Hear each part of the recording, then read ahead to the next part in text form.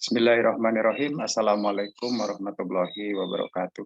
Selamat pagi dan selamat bertemu kembali dengan saya pada mata kuliah pengantar eksakta kehutanan dan lingkungan. Semoga semuanya masih berada dalam kondisi sehat walafiat dan kita semua semoga diberikan keselamatan dan kesehatan tentunya dalam menjalankan aktivitas sehari-hari. Baik rekan-rekan mahasiswa semuanya, pada kesempatan kali ini setelahnya kita pada dua minggu kemarin kita sudah melaksanakan kegiatan ujian tengah semester. Alhamdulillah semua bisa melaksanakannya dengan baik walaupun memang terkadang ada kondisi kendala teknis, namun itu masih tetap bisa diperbaiki, bisa dilalui secara bersama-sama. Pada kesempatan kali ini kita masuk di pertemuan yang ke-8 ya, pertemuan yang ke-8 atau tatap muka yang ke-8. Kita akan membahas tentang lanjutan dari pertemuan yang dulu. Untuk setengah paruh semester ke depan kita ada dua mata kuliah tersisa yaitu kimia dengan matematika. Untuk kimia berarti kita melanjutkan dari beberapa pertemuan yang sudah dilaksanakan pada pertemuan sebelum ujian tengah semester dilaksanakan ya. Baik, saya coba izin untuk melakukan share screen.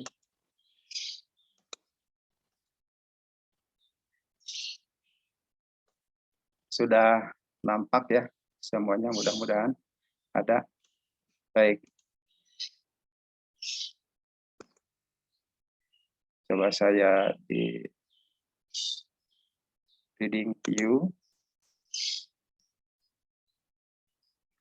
Baik, para mahasiswa semuanya, pada kesempatan kali ini kembali pada tatap muka yang ke-8 kita akan membahas tentang energetika kimia. Ya, jadi akan membahas tentang energi yang terjadi, yang timbul pada reaksi kimia. Sekali lagi, mata kuliah ini saya sampaikan pada mata kuliah pengantar eksakta kehutanan dan lingkungan yang diikuti oleh mahasiswa dari dua prodi, yaitu prodi kehutanan dan prodi ilmu lingkungan di lingkup Fakultas Kehutanan Universitas Kuningan. Bagi yang memang hari ini ada informasi bahwa kegiatannya akan dilaksanakan secara offline gitu kan. Kemarin saya sudah berkomunikasi dengan beberapa rekan mahasiswa dan mereka meminta bisa dilaksanakan secara offline dan juga online.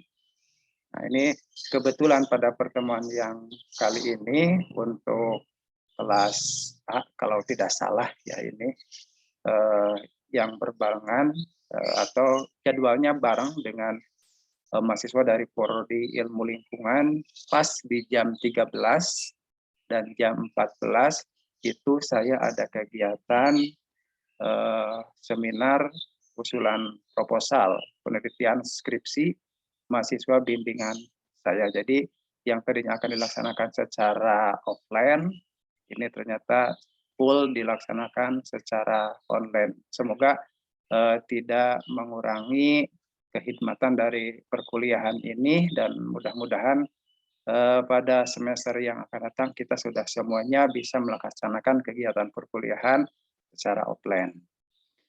Nah, baik rekan-rekan semuanya, selanjutnya sebagai introduction atau sebagai pendahuluan bahwasanya energetika kimia atau ada juga yang menyebutkannya itu energetika, energetika gitu ya, kimia atau termokimia. Ada juga yang menyebutkan nanti di bawah di sini ada yang disebut dengan termodinamika. Mungkin dalam mata kuliah fisika pada pembelajaran ketika di SLTA sudah diperkenalkan dengan yang disebut dengan termodinamika. Nah, ini untuk mata kuliah kimia kita akan membahas tentang energetika kimia atau termokimia, di mana termokimia ini atau energetika kimia ini adalah merupakan salah satu cabang ilmu kimia yang mempelajari tentang perubahan kalor dan juga reaksi kimia. Kita tahu bahwasanya dalam kehidupan sehari-hari, kalor ini menjadi sangat penting untuk menunjang aktivitas kita. Dan juga ketika ada perubahan kalor, baik itu perubahan yang mempengaruhi dan dipengaruhi oleh lingkungan, ini melibatkan reaksi-reaksi kimia yang terjadi pada zat-zat tersebut. Berikutnya bahwa termokimia ini ialah merupakan penerapan dari termodinamika untuk kimia. Yang dimaksud dengan termodinamika di sini itu merupakan sinonim dari termokimia. Jadi rekan-rekan mahasiswa tidak usah jadi bingung atau bahkan saling saling membuli, saling menghujat. Oh, yang saya mah taunya termodinamika, kamu termokimia, salah gitu kan. Nah, ya seperti itu ya. Jadi itu hanya sinonim, termodinamika, termokimia gitu kan. Itu atau energetika di kimia sama saja. Nah, berdasarkan etimologinya bahwa termodinamika ini sebetulnya berasal dari bahasa Yunani itu ya, karena kita tahu bahwasanya ilmu pengetahuan sains ini mulai berkembang atau sebetulnya diperkenalkan kepada kita itu yang kita bahas atau yang kita pelajari dari berbagai sumber itu pusatnya dari kebudayaan Yunani gitu ya. Tapi walaupun sebetulnya kebudayaan Islam juga sains-sains di di Islam itu sebetulnya sudah maju dari dulu, cuman memang yang dieksposnya itu adalah dari budaya Yunani. Tidak begitu bermasalah gitu ya kan. Yang penting kita jangan apa istilahnya membuat hal ini menjadi sesuatu yang menjadi perguncingan atau juga pergolakan. Yang penting bahwasanya kita mendapatkan ilmunya dan kita bisa menyerap ilmu tersebut dari manapun atau dari siapapun. Yang penting kita bisa memilah dan memilih ilmu itu baik atau tidak. Mohon maaf ya, ini saya kurang fit pada hari ini. Nah, selanjutnya di sini tadi saya sudah sampaikan bahwa termodinamika ini berasal dari bahasa Yunani, yaitu termos dan juga dinamik. Termos dalam kehidupan sehari kita sudah sering gitu ya mendengar kata termos. Benda berbentuk termos pun kita sudah sangat mengenal gitu kan, dari termos yang zaman dahulu atau bunga termos yang sekarang yang lebih modern, yang bisa mobile, dibawa kemana-mana kebutuhan kita gitu kan, dengan fungsi yang tidak berbeda. Termos berasal atau sama dengan panas, dan dynamic atau dinamik itu adalah perubahan. Jadi di situ adalah adanya perubahan panas, maka dikenal dengan termodinamika. Nah, itulah asal usul atau etimologinya ya dari kata termodinamika seperti itu kan. Ya, sebetulnya tidak ada yang aneh dalam istilah-istilah ini, terutama istilah dalam energetika kimia. Cuman memang kita perlu merefresh kembali informasi pengetahuan sains yang sudah kita miliki. Mungkin terlalu lama akhirnya bisa lupa. Oke, next. Nah, ini masih dalam batasan introduction ya. Ini thermodynamics in everyday atau termodinamika dalam kehidupan sehari-hari ya. Kita atau saya ambil contoh yang sangat simpel, yang mudah untuk dipahami ketika kita ada dalam kondisi misalnya di sini dituangkanlah air panas ya, air panas yang berasal dari termos ini. Air panas ini bisa kita pergunakan untuk membuat teh manis, bisa dipergunakan untuk membuat kopi, bisa dipergunakan untuk membuat energen, atau juga mungkin ditambahkan lemon dan lain sebagainya sesuai dengan kebutuhan kita. Kondisinya atau perlakuannya ada yang memang dibiarkan terbuka seperti ini, ada juga memang yang dipakai penutup gitu ya. Dan ini adalah salah satu contoh termos modern tentunya ya. Karena kalau zaman dulu memang yang saya tahu bentuknya tidak seperti ini, biasanya juga lebih kecil, lebih simple, karena ini biasanya dipergunakan untuk mobile. Nah, kalau memang yang cukup besar untuk kebutuhan di rumah atau di tempat lain yang membutuhkan supaya air panas ini tetap terjaga suhunya, maka ini biasanya termosnya yang lebih besar. Baik. Lihat pada contoh yang pertama, pada thermodynamic system ini gitu kan. Di sini sebetulnya ada tiga, terbagi ke dalam tiga sistem. Ada open system, ada closed system, dan juga isolate system. Nah, yang open system ini adanya transfer atau adanya perubahan panas dan juga ada perubahan massa. Karena di sini panas berinteraksi dengan lingkungan yang berada di sekitarnya. Lingkungan yang ada di sekitar ini akan mempengaruhi sekali terhadap panas yang nanti disampaikan atau diberikan atau dikeluarkan oleh sistem yang terjadi pada termodinamika open system. Nah, kalau yang closed system ini terjadi perubahan panas ya, terjadi transfer panas di dalamnya, tapi tidak terjadi transfer massa. Ya, jadi heat transfer or of no mass transfer.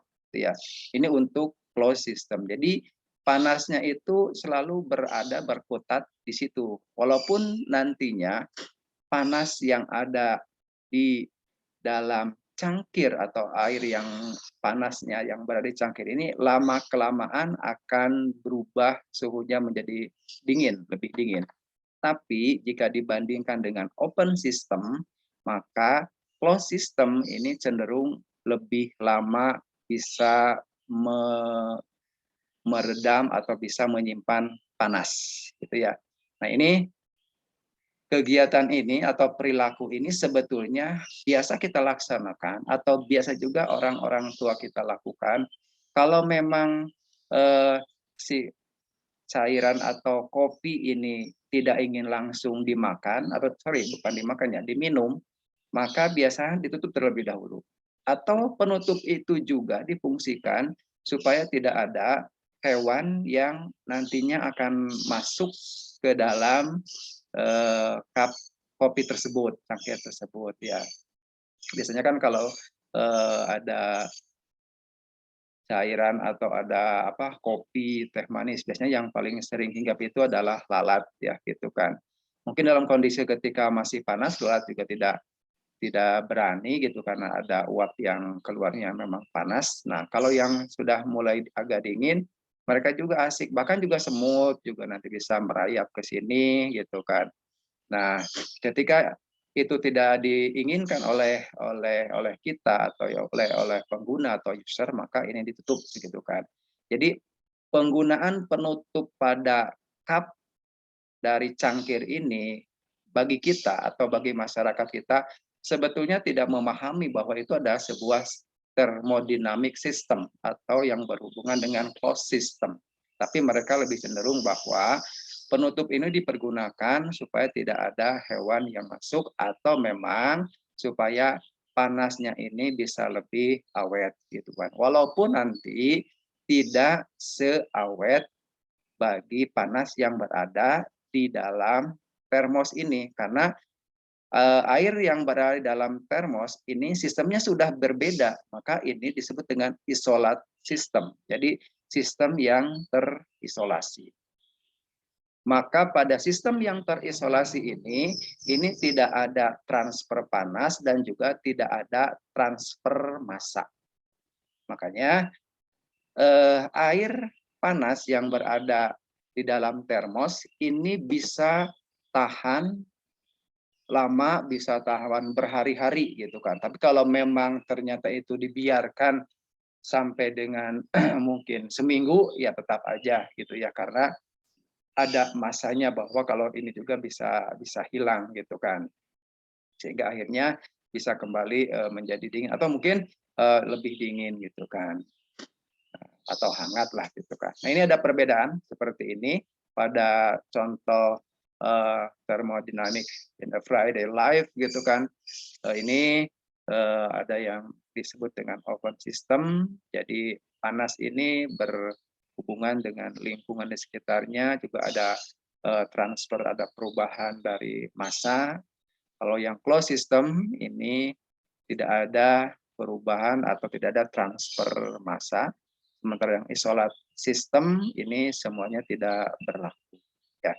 Nah, ini salah satu contoh yang mudah untuk ditemukan dalam kehidupan sehari-hari. Oke, next.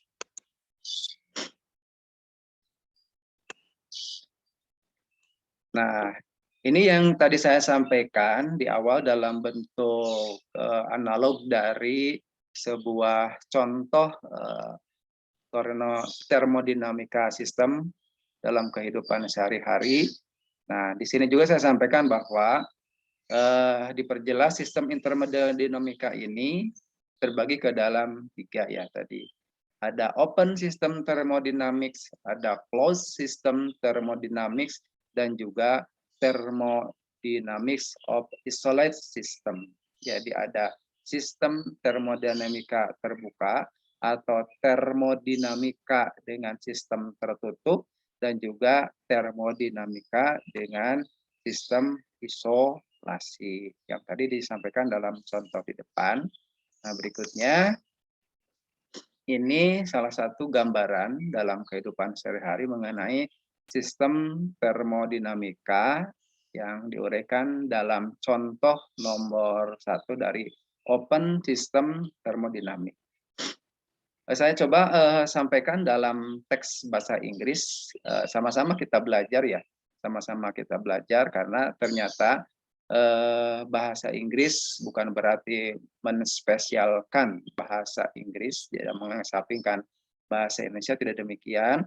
Namun kebutuhan dalam kegiatan untuk menyampaikan atau diseminasi di internasional, kita tidak bisa menggunakan bahasa nasional karena sifatnya internasional, maka bahasa yang dipergunakannya itu adalah bahasa Inggris. Kita belajar bersama-sama. Nah, di sini saya sampaikan bahwa open system thermodynamic dideskripsikan there is or as an exchange of mass and energy of the system with its environment. For example, oceans, sea, and plants. Nah, kita alih bahasakan, translate dalam bahasa Indonesia, bahwasanya pada open system dinamik, maksudnya ini ada atau terjadi ya, ada atau terjadi perubahan exchange, perubahan massa, dan juga perubahan energi. Tadi sudah disampaikan di depan terkait dengan gambar dari sebuah gelas atau cangkir yang diisi oleh air panas atau kopi ya. There is or is an exchange of mass and energy. Ada atau juga terdapat perubahan massa dan juga perubahan energi pada suatu sistem dengan lingkungannya. Jadi di sana ada perubahan, juga ada interaksi antara massa, energi dengan lingkungannya. Contohnya, for example, ocean. Ocean ini hampir sama, ocean, sea gitu ya. Ini sebetulnya menunjukkan kepada suatu perairan yang luas, sama-sama namanya laut. Cuman untuk ocean ini lebih cenderung kepada samudra. Ya, samudra kita tahu bahwa samudra itu adalah merupakan laut yang luas dan dalam. Misalnya Samudra Atlantik, Samudra Hindia gitu ya. Kalau misalnya sea itu adalah laut. Kalau laut misalnya Laut Jawa, laut misalnya Laut Cina Selatan gitu kan. Nah, itu adalah laut. Walaupun memang kalau dibandingkan dengan kolam seperti biasa ya jauh lah gitu kan. Yang namanya juga itu adalah laut, pasti lebih luas dan juga lebih dalam.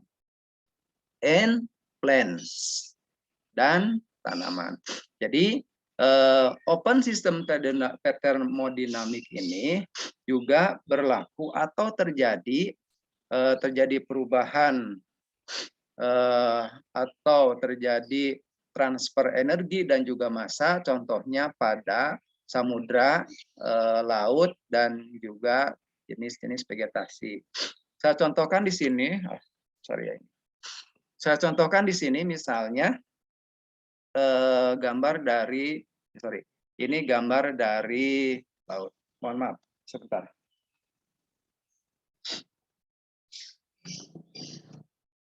Ini adalah karakteristik dari suatu gelombang.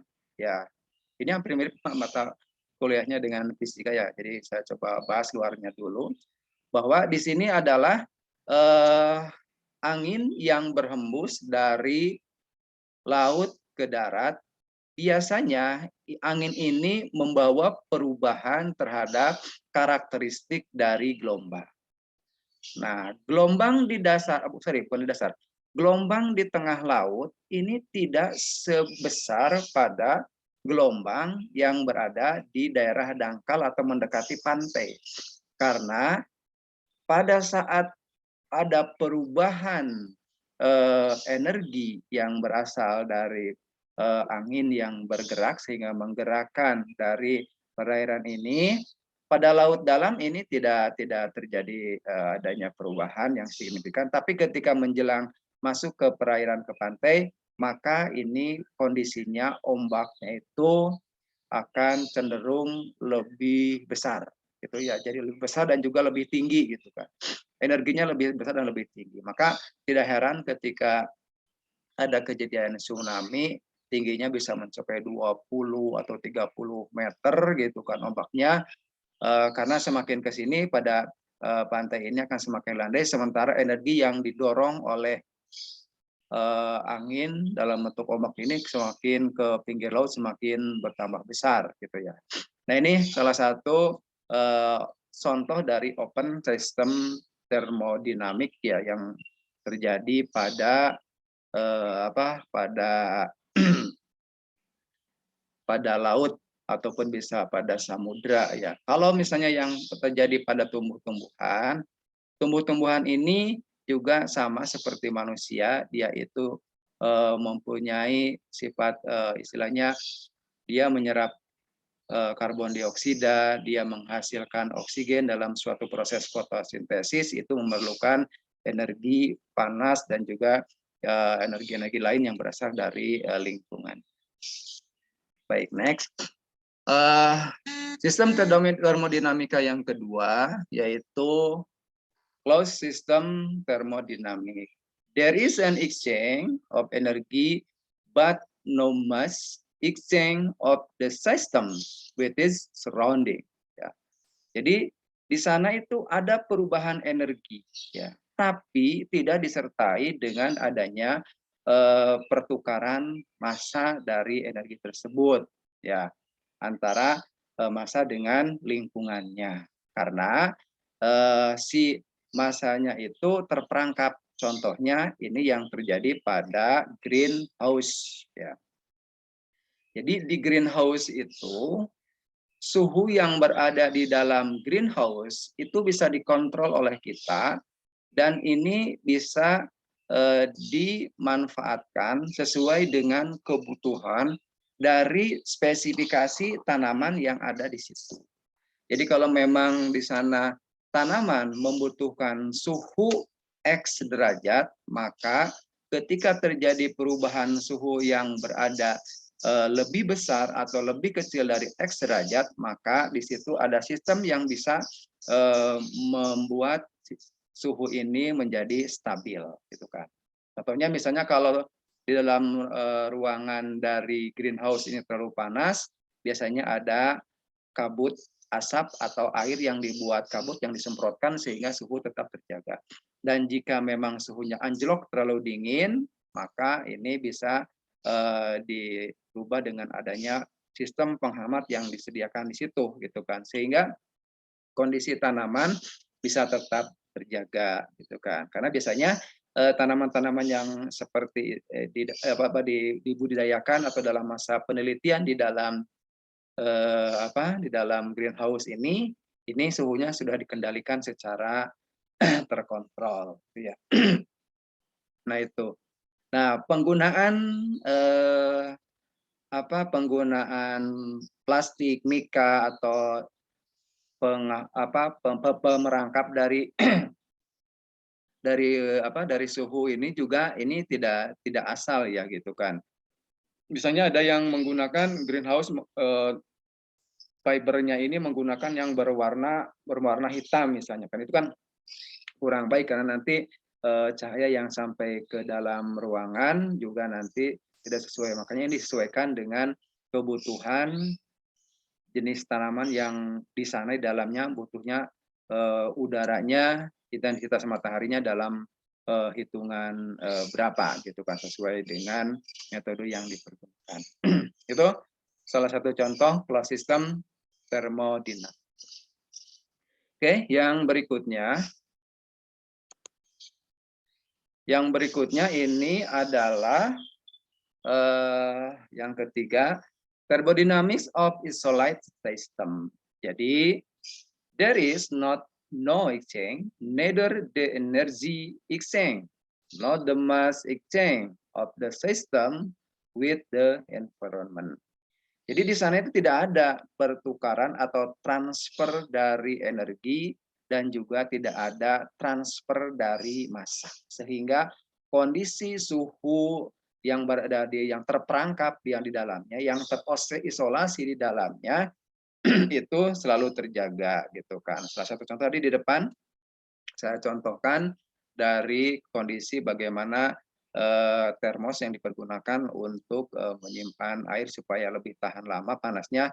Nah, di sini saya contohkan ada tabung gas ya. Tabung gas, walaupun mohon maaf ini ada beberapa contoh ya, tidak bermaksud untuk promosi, tapi ini saya dapatkan dari Google.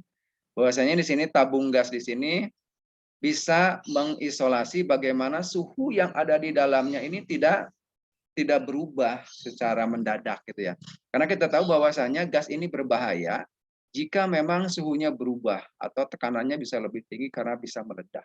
Ya, bisa dibayangkan bahwa kondisi tempat dari gas ini terbuat dari baja mungkin ya, atau besi atau baja yang memang berat, tapi ketika suhunya ini bertambah, gitu kan, di luar kapasitasnya, di luar ambang batasnya, maka ini bisa meledak. Maka si gas ini diisolasi dalam suatu sistem thermodynamic system sehingga suhunya tidak berubah, gitu kan, ya. Nah, ketika gas ini kita keluarkan, maka bentuknya adalah cair, gitu, yang bentuknya adalah gas yang dikeluarkan. Nah, ketika berada di dalam ini, di dalam tabungnya sendiri, itu kelihatan atau terasa oleh kita berbentuk cair kalau kita angkat lalu kita goyang-goyang kayak seperti cair, gitu. Tapi ketika dikeluarkan, terbuka dari sumbatnya, dari tutupnya, maka itu yang keluarnya adalah berbentuk gas, ya. Nah itu. That's why the system is called isolasi system. Ya, di sana mengapa sistem ini disebut dengan atau dipanggil dengan sistem yang terisolasi. Ya, itulah kenapa disebut dengan sistem yang terisolasi, karena tidak terjadi interaksi dengan lingkungan di sekitarnya. Artinya mau disimpan dimanapun di tempat yang agak panas, dingin, tetap kondisinya kalau memang itu masih berada ambang batas, tetap ini menjadi gas yang sifatnya liquid ketika berada di dalam dan menjadi gas ketika kita keluarkan. Ya, for example, di sini ada insulet gas cylindris atau tabung gas yang berbentuk silinder, bisa berbentuk silinder atau berbentuk seperti tabung melon ya seperti itu. Nah ini macam-macam gitu kan. I'm sorry ya gitu kan ini kondisi lagi kurang fit dari kemarin. Dari kemarin nampaknya kehujanan sih enggak, cuma kemarin waktu ada perkuliahan di ruang AC, mahasiswa menyalakan AC, pas saya berada di depan AC, jadi terasa AC-nya berpengaruh sampai sekarang gitu kan. Maklumlah gitu kan. Tidak biasa dengan AC, biasanya pakai heat gitu. Oke, next. Nah, ini salah satu contoh cara kerja dari termos ya. Let's see how water place work. Ini bagaimana kita lihat cara kerja dari pemanas air atau termos ya. Nah, ini diuraikan di sini, kalor dimasukkan, kalau dalam sini bentuknya kalau termos diisinya oleh apa ya air gitu ya, air dalam adanya panas. Kalor dimasukkan atau air panas dimasukkan ke dalam termos dan tidak dapat keluar karena terhambat oleh kaca. Jadi susunan ataupun struktur dari termos nanti kita sampaikan dulu ya. Ini coba kita sampaikan cara kerjanya. Jadi kalor dimasukkan ke dalam termos dan tidak dapat keluar karena terhambat oleh kaca. Kaca ini dibuat dengan warna putih mengkilat. Alasannya kenapa? Ternyata kaca yang mempunyai warna putih mengkilat ini memiliki kemampuan untuk tidak menyerap kalor gitu kan. Dibandingkan dengan yang berwarna gelap. Makanya coba saja dilihat apakah dalam termos itu ada kaca yang berwarna hitam, tidak ada gitu kan. Jadi kalau si termos ini pecah gitu kan, yang pecah ini yang rusaknya adalah kacanya, ya udah susah karena nanti kalau sudah pecah tidak bisa menyimpan panas dengan baik. Nah, kalor ini selain dihambat oleh kaca, juga dihambat oleh celah hampa udara. Jadi antara tabung dan kaca. Kemudian dihambat oleh celah udara antara tabung dan dinding. Nah, karena udara ini merupakan isolator yang baik, atau di sini dikatakan bahwa udara merupakan penghantar panas yang buruk. Jadi tidak bisa menghantarkan panas dengan baik, maka ini disebut dengan isolator. Dan yang terakhir dihambat oleh lapisan terluar termos atau yang kita sentuh dan kita lihat yang bisa terbuat dari plastik atau logam. Jadi tidak berpengaruh bagian luarnya, bahannya mau itu plastik, mau itu logam, mau gambarnya ini itu tidak bermasalah. Yang paling utama ini adalah komplemen-komplemen bagian dalamnya. Kita lihat di sini ada tutup sumbat termos. Jadi termos ini terbuat dari tutup yang diulir, walaupun di bagian luar memang ada penutup juga yang tidak diulir. Tapi di bagian yang kedua itu adalah tutup yang diulir. Kalau tutup yang diulirnya hilang, ya udah itu akan mengurangi kinerja dari termos. Lalu berikutnya ada dinding dalam yang terbuat dari kaca tadi yang berwarna putih. Juga ada dinding luar juga yang terbuat dari kaca. Lalu di sini ada air. Air pada tabung termos ini terisolasi oleh suatu ruangan hampa udara di sini. Ada ruangan hampa udara. Ruangan hampa udara di sini berfungsi sebagai isolat gitu ya, atau penghambat supaya panas ini tidak keluar. Terperangkap di sini terisolasi.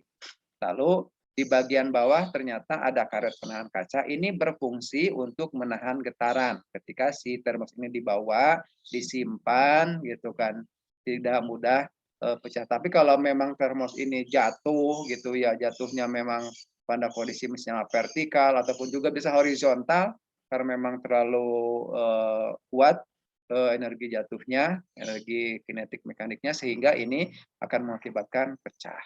Ya. Nah, ini ternyata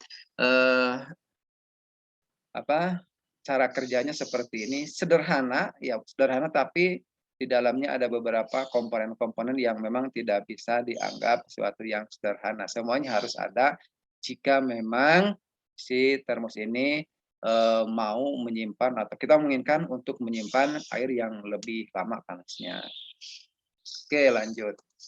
Nah, ini dalam persamaan termodinamika nanti pada pertemuan yang akan datang kita akan mengenal istilah ada entalpi, yaitu dalam persamaan termokimia di sini persamaan reaksi yang ikut sertakan perubahan entalpinya disebut persamaan termokimia.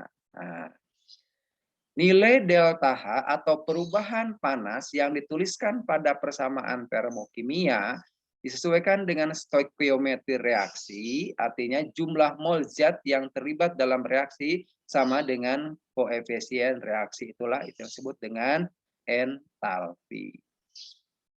Nah, selanjutnya karena entalpi reaksi juga bergantung pada wujud zat yang terlibat dalam reaksi, artinya ini perubahan suhu ini juga tergantung kepada wujud zat. Maka dalam keadaan yang normal, maka zat ini harus dibubuhkan indeksnya dalam persamaan reaksi. Apakah itu dalam apa istilahnya simbol S untuk padat, S ini dari solid ya gitu, S untuk padat, lalu L ini untuk zat cair atau liquid, dan juga G untuk gas. Jadi ini semuanya disampaikan gitu kan.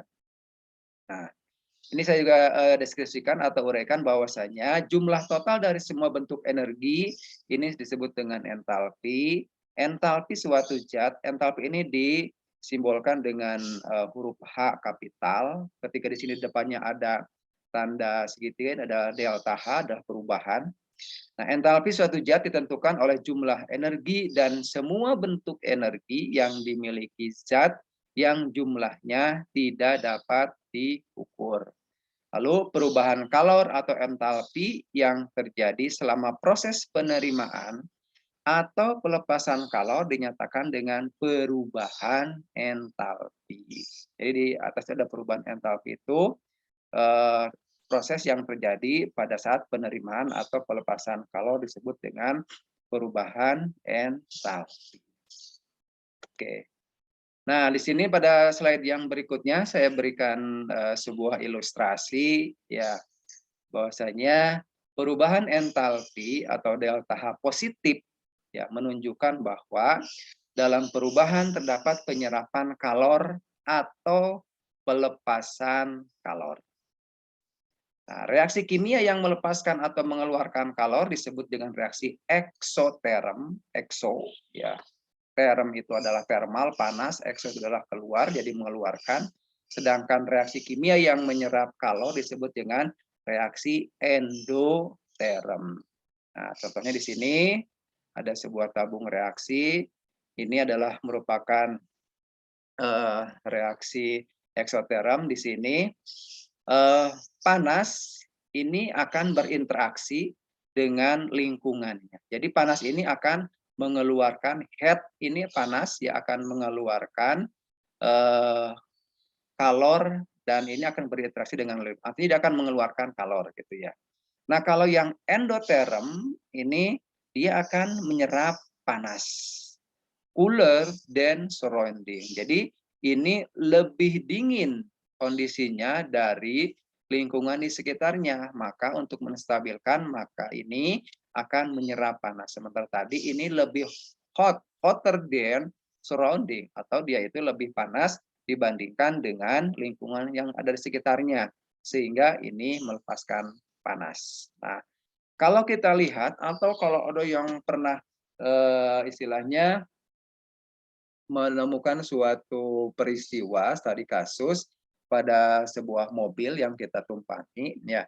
Jika mobil ini kehujanan, misalkan musim hujan nih sekarang, mobil ini kehujanan dan kita akan mengendarai mobil sebelum AC dijalankan, maka lama kelamaan kaca depan mobil itu akan berkabut gitu ya.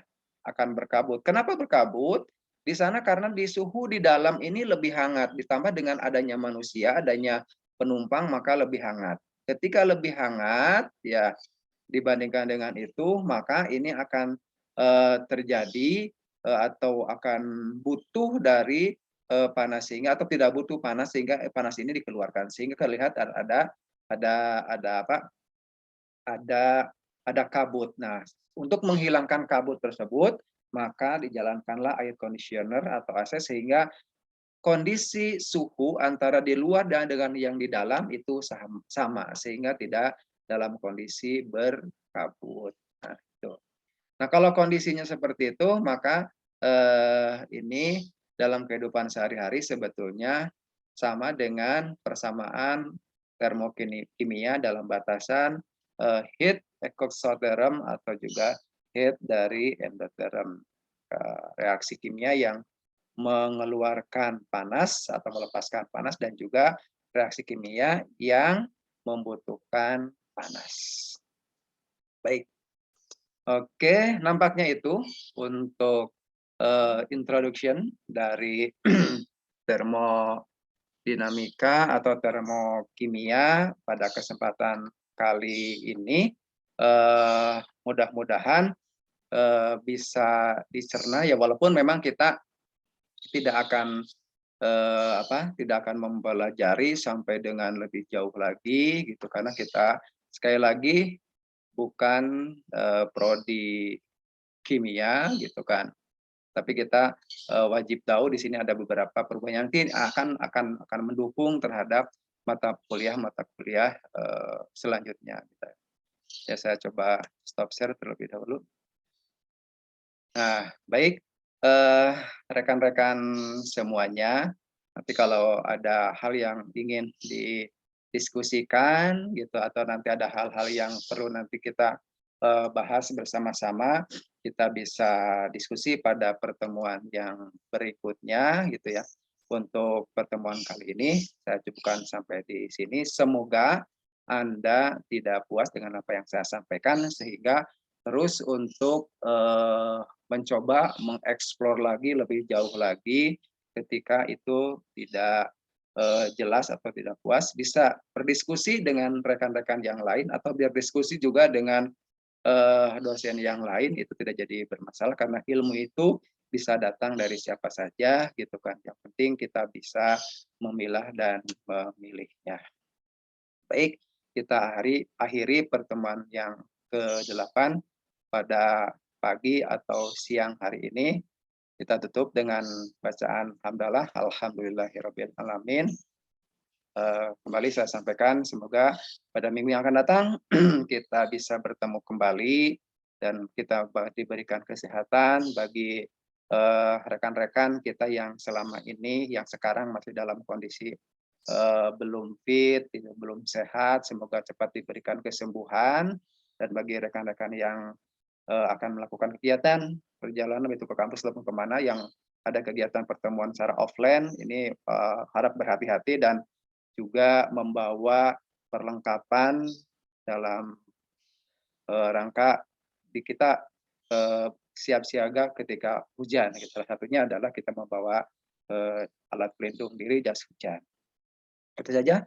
Terima kasih atas perhatiannya. Mohon maaf atas segala kekurangannya. Assalamualaikum warahmatullahi wabarakatuh.